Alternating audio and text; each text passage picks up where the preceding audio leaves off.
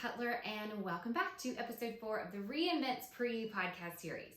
Now, just as a reminder, as we get ready to get into the next stage of this podcast, moving forward, we're going to be alternating each week between a variety of short inspirational messages and longer interview-style conversations.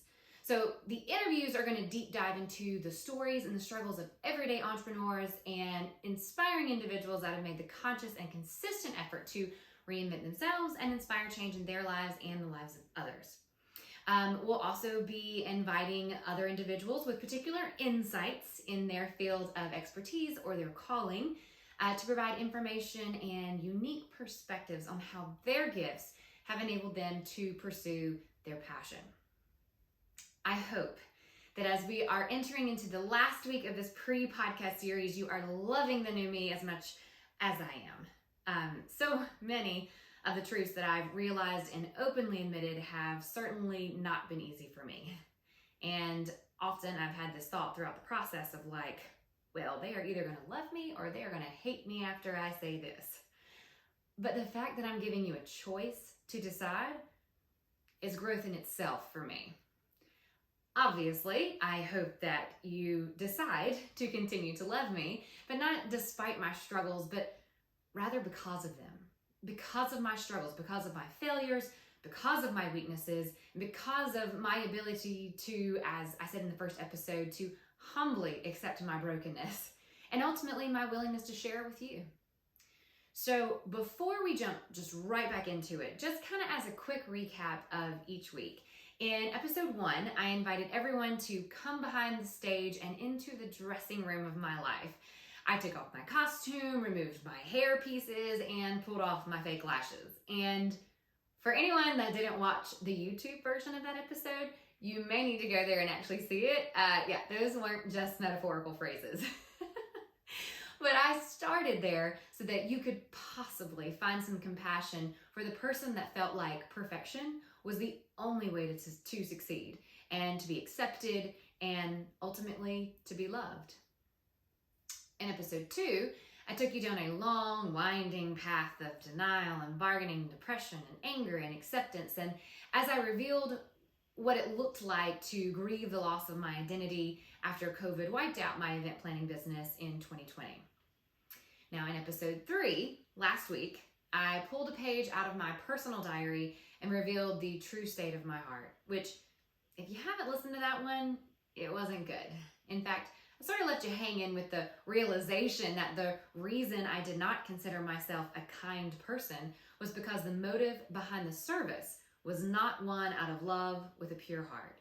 Instead, I actually realized that my heart was soured and bittered and wrong in every way. And that's where we're going to start today, because I can tell you, figuring out that truth about myself was hard and it sucked.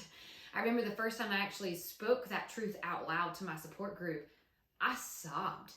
I mean, honestly, I've cried enough in the last year and a half to last me a lifetime, really. And I never used to cry because obviously I saw crying as a sign of weakness. But it's been since my counselor actually gave me permission to cry that it's like I've been making up for like all these years I wouldn't allow myself to do it. Like I cannot turn off the waterworks. It's ridiculous. But what I will say is that realization didn't just like take the anger and the bitterness away. Like I didn't just wake up and was like, oh, my heart's bitter. Well, now that I'm aware, I'm no longer bitter. Yeah, it didn't happen like that. Obviously, switching into the insurance, financial services industry helped me to escape the anger that I had been feeling towards the hospitality industry, like as a whole. But when someone mentioned an event or invents or getting back to event planning business, I was so easily triggered that what little bit of peace I had found, like from stepping away from it, like those triggers just made me realize that by being away from it, I really wasn't solving the deeper issues that it had created for me. See, bitterness started sneaking into my heart like a stage 5 clinger. And y'all all know what I'm talking about. Like what started out as like a passing emotion every time that I did something for someone that I didn't want to do. It was like, it just kind of like popped its head in and was like, hey girl. And then next time it like dropped off brownies because I love brownies. And then it started like stopping in and like having coffee with me on those 14 to 16 hour days, really listening to me and understanding how not happy I was that I was doing all this work. But like every time I would get the work done and that feeling, would go away, like it never actually went away. Like first it left its toothbrush and then its pajamas and then a change of clothes. And then, it kind of cleared out a drawer just to leave a few things in case it ever needed to spend the night. And it wasn't until like it had rearranged all the furniture and like spray painted a couple of the walls and like started inviting all of its distant cousins like anger and resentment and passive aggression to come and visit and stay a while that I realized it had completely moved in and changed my heart into something I didn't even recognize anymore. So here is how I healed my bitter heart. 1, to grow myself, I've had to know myself, like inside and out. Like not the self that I think you want to see, but the real me. Like the ugly inner parts that only shine when I think no one is looking. 2, I've had to become intentional, not just about where I am and what I'm doing, but intentional about what I want to be and what I want to become and what I want to do. And I'm not talking about in a career, I'm talking about as a human being on this earth, understanding that I was put here for a grander purpose far beyond planning a good party. And refocusing my gifts on that mission to achieve that purpose. And 3, and lastly, the most importantly, to heal my bitter heart, I've had to recognize that I have always struggled with setting boundaries, and I've had to take responsibility for my feelings and emotions and develop better boundaries.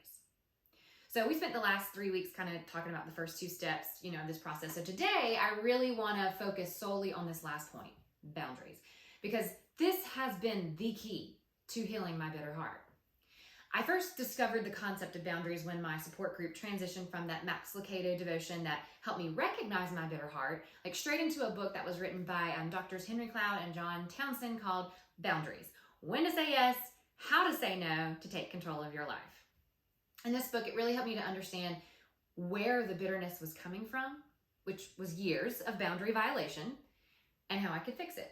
And I wish that everyone would literally stop everything they're doing, and including listen to this podcast, and go get the book and read it. Like, it looks like this. You can get it for like $12 on Amazon, and it's amazing.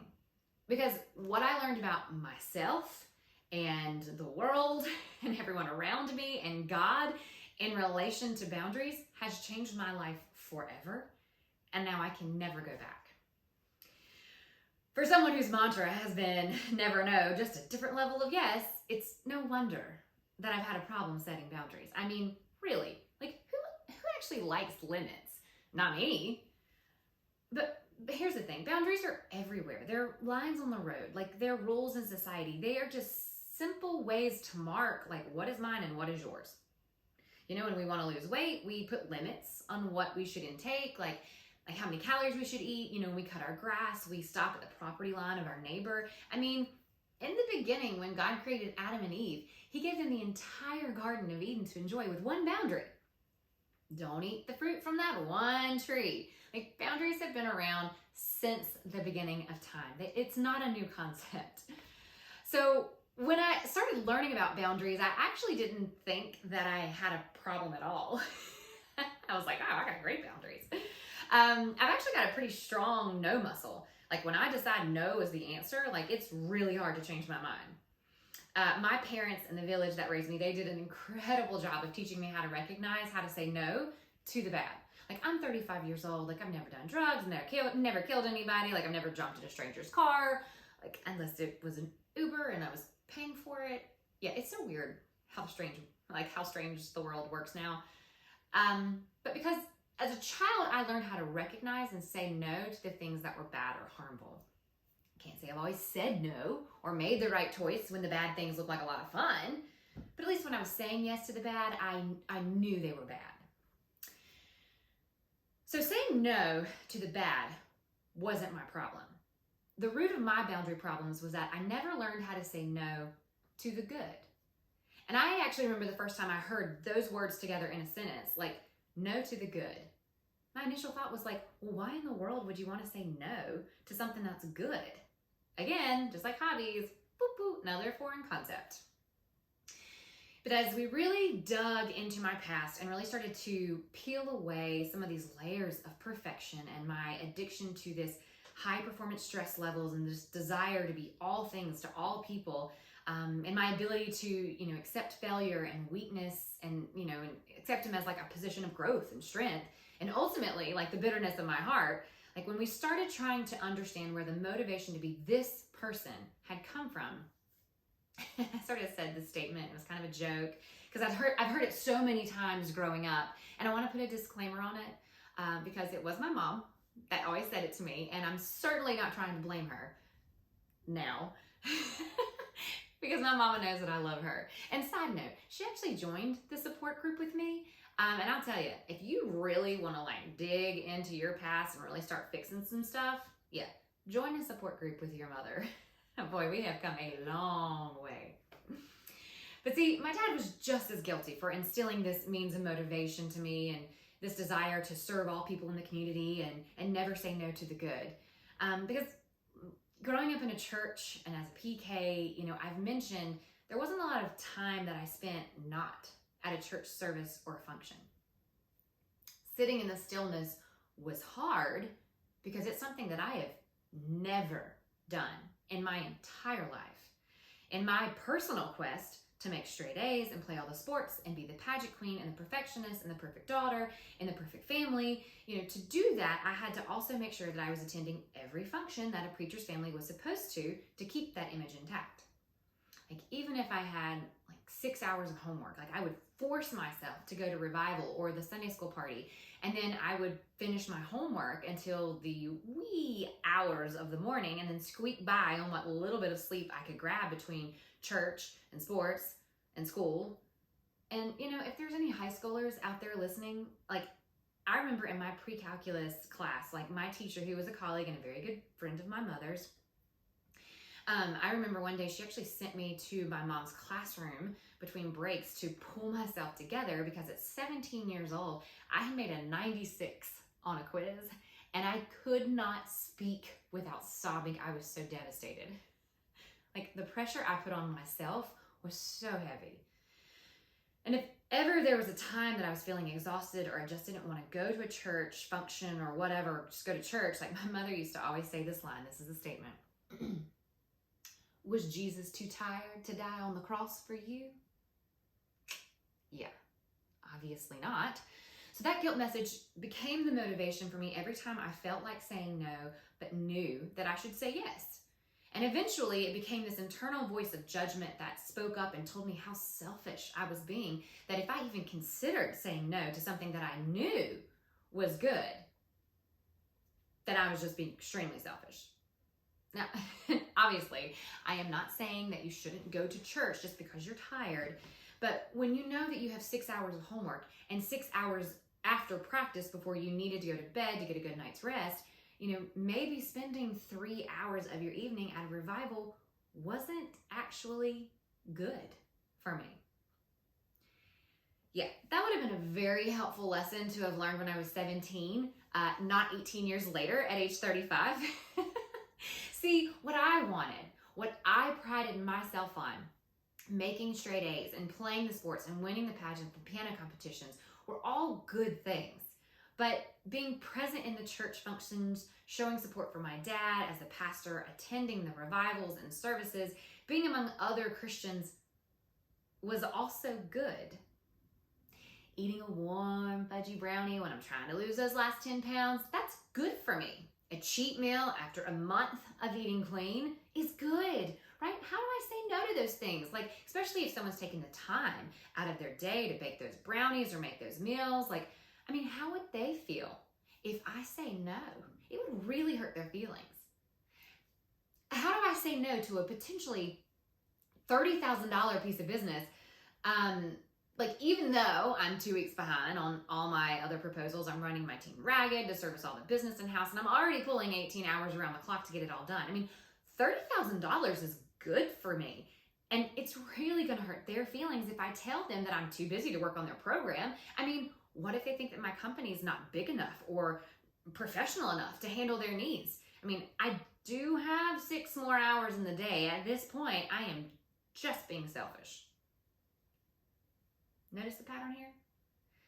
I never learned how to say no to the good.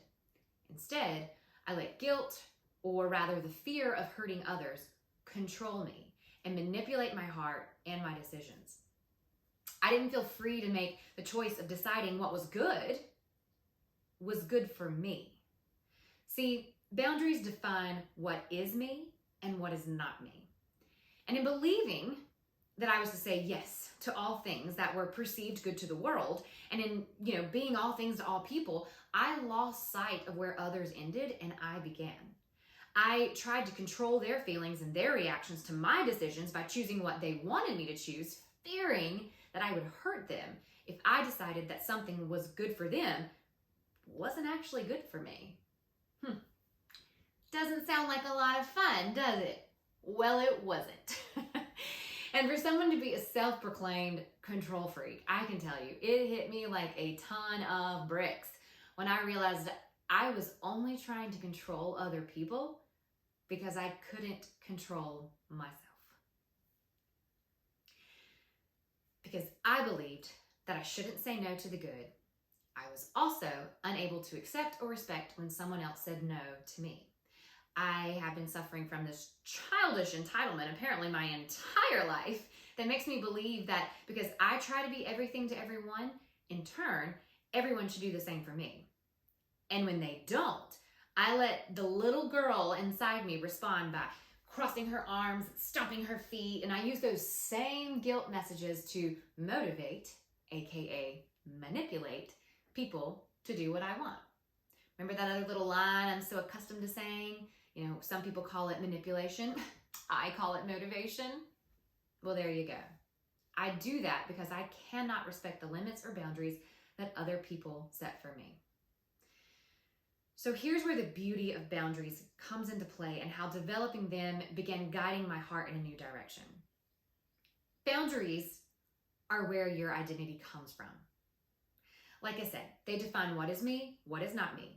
The most important elements that promote vulnerability and intimacy in a relationship is the ability of each person to take responsibility for their own feelings and attitudes, behaviors, choices, and values. When I fail to take responsibility for these things and I fail to set boundaries for myself, people tend to have a way to cross right over those lines that are not there and then tell me what boundaries I should have that would actually be better for them. The moment that sticks out most in my career was back in 2018. And I've told this story a few different ways, and I've sort of laughed off the reality of the situation, kind of like hashtag day in the life. And now I'm truly beginning to understand how bitterness started sneaking into my heart. And it's not just a feeling, but it's those passive aggressive statements or that overwhelming attitude of like, day in my life, just my luck. So the best example was when I had one of my largest events happening and I was spending every day the week before 10 to 12 hours prepping and operations timelines and communications with over 20 vendors and planning it down to the T-pin is what I like to call it when I am thinking through everything. During this time, I received a lead for a piece of business in Greenville with a decent budget, a descriptive RFP, and a promise of potential year-over-year business. Only caveat was that the fully priced proposal had to be submitted within 5 days. The same 5 days over which I was already pulling 10 to 12 hours to get ready for this other rather large event. Like that event was like 4 times this event in Greensville. And the on-site hours that I'd already scheduled for the one I was working on was like 2 days in a row, 17 hours start to finish. So it was a lot. I wanted to say no. I even tried to say no, but the third-party lead source who would have made a pretty hefty commission off the business if I had won the bid, they called me and they begged me to at least ask for an extension to Monday to place the bid. 3 more days. So since I couldn't set my boundary line for me, they set it for me. Of course, not wanting to hurt their feelings. I asked for the extension. The client said they'd be willing to wait until Monday. However, 2 days later, the third-party vendor said that the client had actually reached back out to them and said that if my bid was not included in the original timeline in those 5 days, then they couldn't even consider it. So, since I had already told the third-party vendor that I would do it, with the help of my creative director at the time, we tag-teamed the proposal. She worked on it during the day while I was on site with the other program. I worked on the parts that I had to complete during the night. And in a 72-hour period, I had slept 3 hours. I delivered 2 amazing events, the Wonderland event and the Havana Nights, and had submitted a 20-page, fully priced proposal for a multi-day convention in Greenville. I had done it. But instead of feeling accomplished, I was exhausted and irritable and super critical about the 2 on-site events that when I look at them now, I'm like, whoa, I designed that? I was angry and I was mostly bitter at the whole situation. And to really top it off, like it wasn't even 12 hours after I'd submitted the proposal and packed the last thing in the car at 2 a.m. that the third-party vendor called me to let me know that the client had decided to work with a decorator that they had always worked with and didn't need anything further from me. I mean, can you even begin to imagine how angry I was in that moment? I think I was so mad, you probably could have seen steam like boiling out of my ears. And at the time, I was most angry at that third-party vendor and the client for wasting my time. See, when I was feeling that anger on that backside, I was telling myself that it was their fault that I was feeling this way. They were the ones making me angry. Like they were the ones pushing me further and harder than I wanted to go. I told them I had an event going on. You know, they were the ones that needed to come to me and ask for forgiveness for what they had done, because I wouldn't have been angry if they hadn't have asked me to meet their demands, do more work, stay up later. Like my anger was their problem. And every time I've told that story, I would have wanted my audience to be mad at them too. Like I would have told that story to make them out to be the villain and me the victim. But guess what? Boundaries have shown me that the person I should have been most angry at was myself. Only I knew what kind of time restraints and professional promises were already on the schedule that week, not them. Only I knew what creating a 20-page proposal and executing 2 days of amazing events was going to require out of me, not them. Only I knew what I was able and willing to give, not them. I couldn't draw the line. I couldn't say no. And you want to know, like, what the most messed up part of my thinking was, like, when I'm saying there, it's like I'm talking about my clients. But when I got the most angry last year, like I was blaming Invents. Invents, the company, my company, the one that I'm the sole owner of, the boss, the CEO, the chief event organizer, the maker of the rules. I was blaming something that only existed because I created it. Somehow in my rationalizing, I was able to separate the company from myself, and I was trying to portray myself as this victim to this villain company, which is ridiculous, right? Yeah, I think so too, now. But I'd gotten so lost in my anger and my bitterness that I needed someone or something to take the blame, because surely I would have never done this to myself. It's easier to blame someone else than accept responsibility for my own emotions and feelings. But what I've come to realize is that no one has the power to make me feel guilty or feel anger unless I give it to him. Even though I've blamed almost everyone else for my guilt and my anger, the guilt that I've lived with is my problem, and I've had to gain control over it. Invents is my company, my problem. The anger I felt in the business is my problem. The guilt that was motivating me, my problem. Only I knew what I was able and willing to give, and I was the only person responsible for drawing that line. And because I wasn't setting those limits with myself in my business, and understanding that even good things can be bad when you're almost at max, or you're already at max capacity, I was the one violating my boundaries. I was the one responsible for all my anger and all my bitterness. You can imagine. This was not the discovery that I thought I was going to make. See, the book really wrote me in. It got me like all jazzed up, like saying things like anger isn't just an emotion. It's more so a signal of danger to let me know that my boundaries were being violated. Like it energizes us to protect ourselves and those we love and our principles, and it provides us with a sense of power to move forward and confront the threat. I'm like, oh yeah. See, I understand most people squirm at the thought of confrontation. Not me. No, I love me some confrontation. I have a very unique way with words, if you can imagine, that helps me get my point across. See, guilt messaging and years of bitterness gave that to me. So when I choose to weaponize my words, yeah, I can cut pretty deep. And you can imagine we have spent many counseling sessions on that lovely little realization. So when I read that anger was a signal to move forward and confront the threat, like the commander in me was like, we are Sparta. Like I was so ready. Like it's like, I closed my eyes and I started running headfirst into like the battlefield to confront my enemy. And then it was like, here I have for years running at full speed. And it was like somebody took this book and smacked me in the face with it. And it opened my eyes. And it's like, I realized I was the only one there. Well, guess what? That made me more angry. So what did I do with that anger? Well, I didn't direct it at anyone else. Fine. I just directed it towards myself. If I'm the victim or if I'm the villain, then I gotta take responsibility for it. Fine. But I wish I could have put it on anybody else because the internal conversations that I created and endured were just miserable. I thought my heart was bitter before, but if you can just imagine the internal struggle I was having when self-loathing was invited to the party. But as I sat there wallowing in my self-misery and my anger, this little light began to show at the end of the tunnel. And when I read that, years of boundary violations do generate great anger. But don't fear the rage you discover when you first begin your boundary development. It's the protest of earlier parts of your soul. Those parts need to be unveiled, understood, and loved by God and people.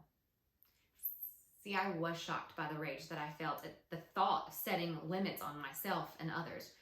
Remember that little girl that I mentioned earlier? Yeah. She didn't like to hear no, and she certainly didn't like to hear that all the emotions and feelings she was experiencing were her responsibility to own.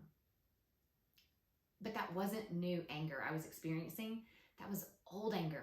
That was years of no's that were never voiced, never respected, and never listened to. It was the protest against all the evil and violation of my soul that had been sitting inside me, waiting to tell my truths. Because see, here's the truth that we've all heard, and we all know to be true. Newton's third law, it says, for every action, there is an equal and opposite reaction. I thought I couldn't say no, but by never saying no and only saying yes by default, I never stopped to calculate the cost of the decision.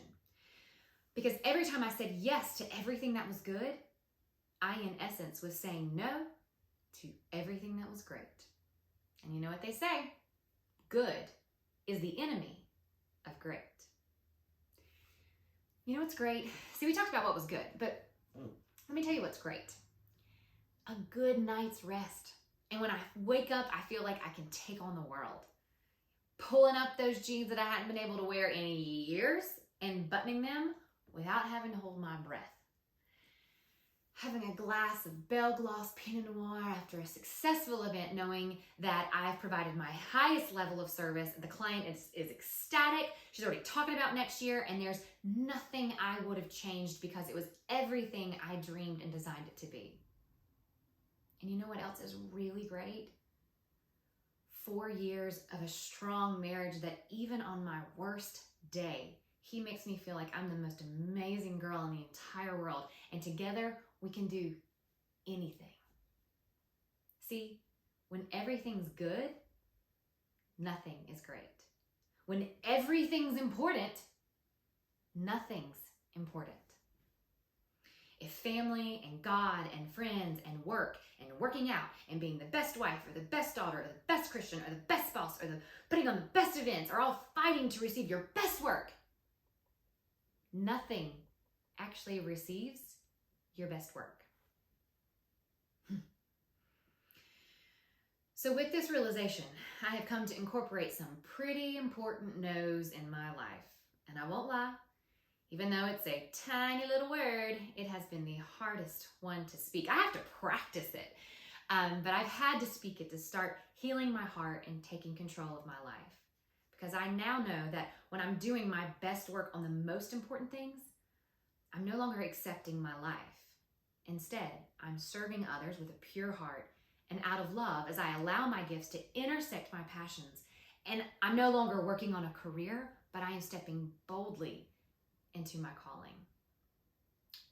So what am I saying no to? Well, I am saying no to the unimportant.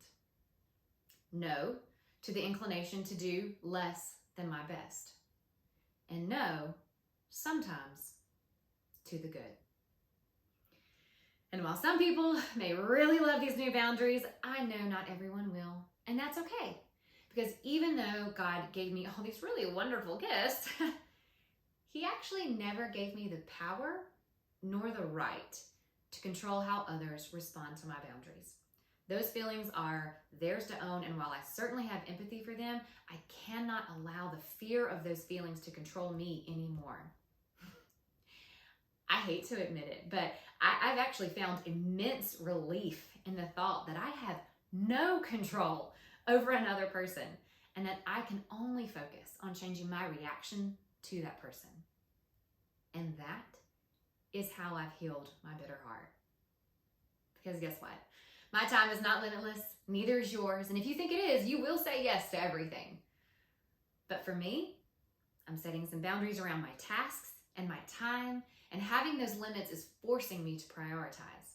So now I'm only saying yes to the best because I'm on a mission.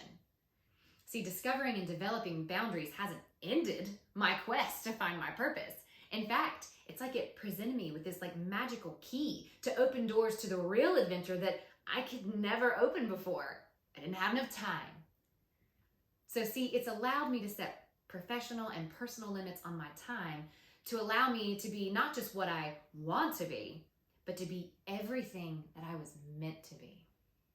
Yes, the guilt I feel as I've started saying no, it still hurts, but it does not compare to the love and the freedom that I feel when I say yes and I serve others with a pure heart.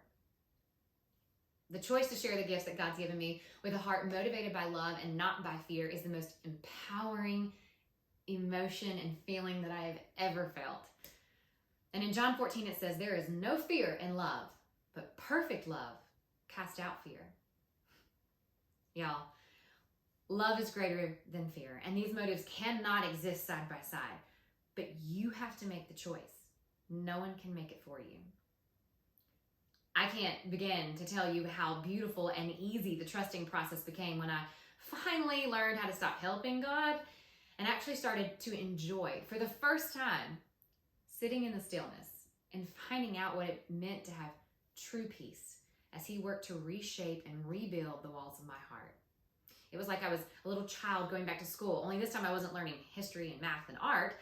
I was learning how to be a decent human being, one with failures and faults and imperfections and compassion and humility and patience and kindness and love, and most of all, freedom to love and serve others by respecting mine and other people's boundaries. Invents. The name of my company, a word that I thought I would never say again, led me to an even more beautiful word, Re-Envents. The opportunity to change myself so much that I appear to be a completely new person, to take up a new job or a new way of life through self-development, self-awareness, boundaries, and even forgiveness. And what started as a pandemic and grief and hobbies became a full-fledged rescue mission to reinvent myself. And if you can imagine, with my boundaries in place and this new mission in my heart, I have been working to create some new and exciting innovations that I'll actually reveal on next week's podcast. So I hope that you'll continue to come back to these episodes each week, be inspired, be informed, and be reinvented.